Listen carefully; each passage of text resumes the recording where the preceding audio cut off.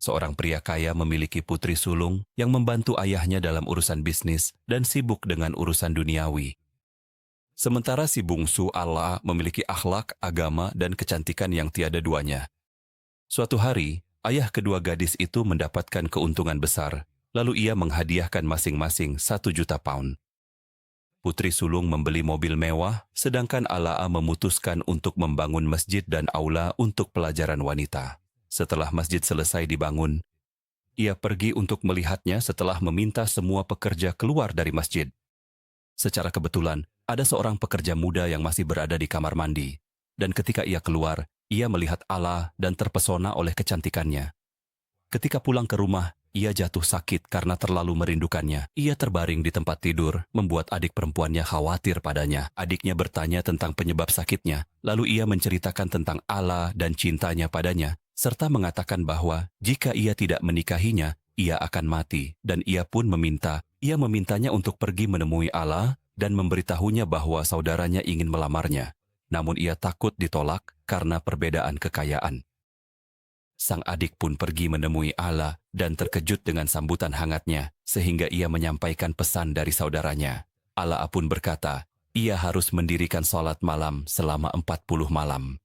Setelah itu, kita akan membicarakan masalah ini.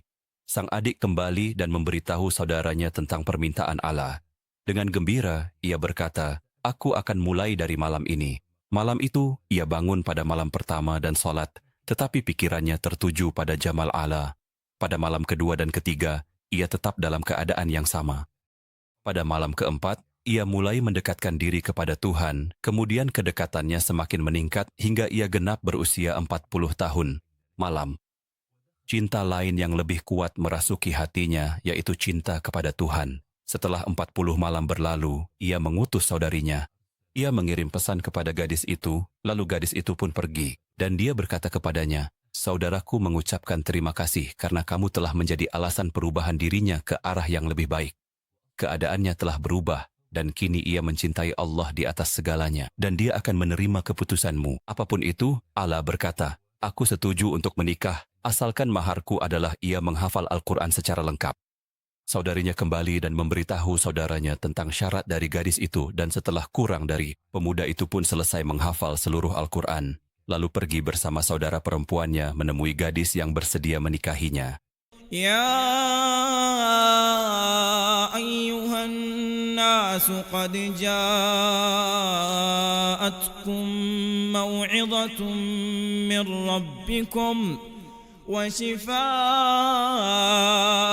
lima fis suduri wa hudan wa rahmatun lil mu'minin. قل بفضل الله وبرحمته فبذلك فليفرحوا هو خير مما يجمعون